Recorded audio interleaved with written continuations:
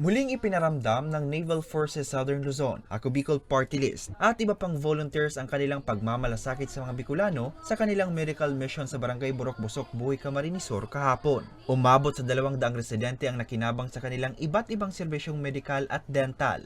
Ayon sa mga benepisyaryo, malaking bagay ito lalo pat kapos din sila sa pera para makapagpakonsulta o makapagpagamot man lamang. Nagpapasalamat po kami kasi isa po kaming barangays yung napili.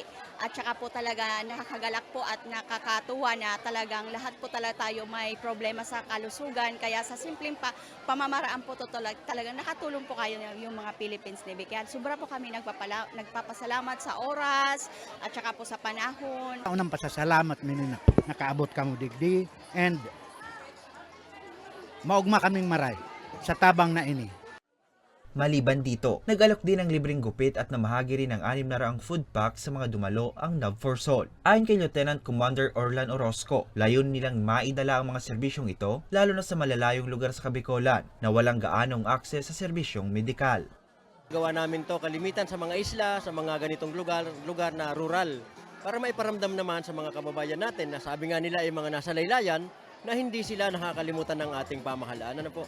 So kaya sa ngayong taon, sa ngayong buwan, napili namin itong Buhi, Camarines Sur dito sa barangay Burok-Busok, Buhi. Dahil napag-alaman natin na base sa pag-aaral, ay kailangan din naman ng barangay na ito ng ating tulong. Namahagi rin ng 7 wheelchair ang Ako Bicol Party List. Ayon kay Sally Luces, patuloy na susuportahan ng partido ang mga programa ng pamahalaan at ng mga NGO para sa kalusugan. Ang Ako Bicol Party List ay committed sa ganitong mga programa kasi part ito ng Ako Bicol, tabang sa karahayan ng Ako Bicol. Kaya lagi ang Ako Bicol nakasuporta sa ating mga hukbong sandatahan.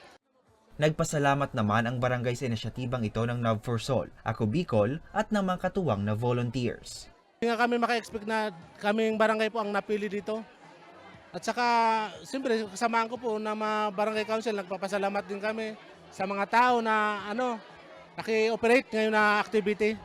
Nagpaabot din ng taus-pusong pasasalamat ang NAVFORSOL sa lahat ng mga tumulong para maging posible ang aktibidad.